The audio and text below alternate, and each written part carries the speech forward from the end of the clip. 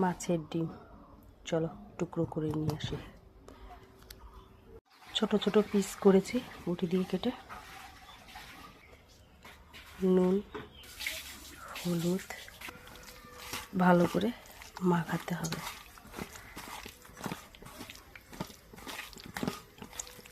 তোমরা এরকমভাবে করে দেখো, ভালো লাগে খেতে।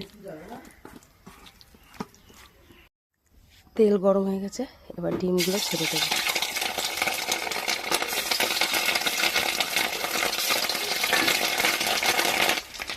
এইভাবে আস্তে আস্তে ডিমগুলোকে পুরো ভেজে নেব।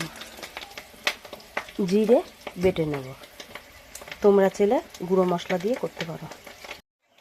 এইবার আদা বেটে নেব। রসুন তোমাদের তরকারি অনুযায়ী আদা জিরে রসুন বাটা দেবে। আমার যেহেতু অল্প, সেজন্য আমি অল্প অল্প দিচ্ছি। এই দেখো, আমি ডিম ভালো করে ভেজে নিয়েছি। এইভাবে তোমরা ভেজে নেবে। আমি এইভাবে পেঁয়াজ আর লঙ্কা কুচিয়ে নিয়েছি। তোমরা বটিতে কুচিয়ে নিতে পারো, আর এটা এই মেশিন থাকলে তুমি এটাতেও কুচিয়ে নিতে পারো। এই তেলে এইগুলো ভাজা করবো, লাল লাল করে ভাজা করে নেবো। পেঁয়াজ ভাজা হয়ে গেছে, আদা জিরে রসুন বাটাটা দিয়ে দিলাম এর মধ্যে। দিয়ে ভালো করে নাড়াচাড়া করতে হবে। পরিমাণ মাত্র হলুদ, স্বাদ মতন লবণ দিয়ে ভালো করে নাড়াচাড়া করে ভাজা করে নিতে হবে। আমি অনেক দিন পর রান্নার ভিডিও করছি, সময় পাই না, স্কুলে চলে যাই। আজকে একটু সময় পেয়েছি, মেয়েটা একটু কানে ব্যথা, স্কুলে নিয়ে যাব না, তার জন্য একটু রান্নার ভিডিও করলাম। মশলাটা ভাজা হয়ে গেছে, এবার টমেটো দিয়ে দেবো।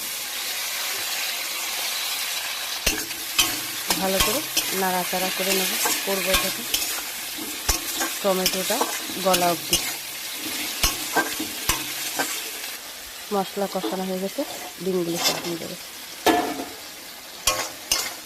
দিয়ে ভালো করে নাড়াচাড়া করবো। এবার একটু জল দিয়ে দেবো ডিমটা সিদ্ধ হওয়ার জন্য। নামানোর আগে ধনে পাতা দেবো। চলো ধনে পাতা নিয়ে আসি। এই হচ্ছে আমার ধনে পাতা বাগান। এই ধনে পাতা তুলবো এখন। অনেক হয়েছিল, মরে গেছে, এখানে মরে গেছে, এরকম মরে গেছে, এই দেখো।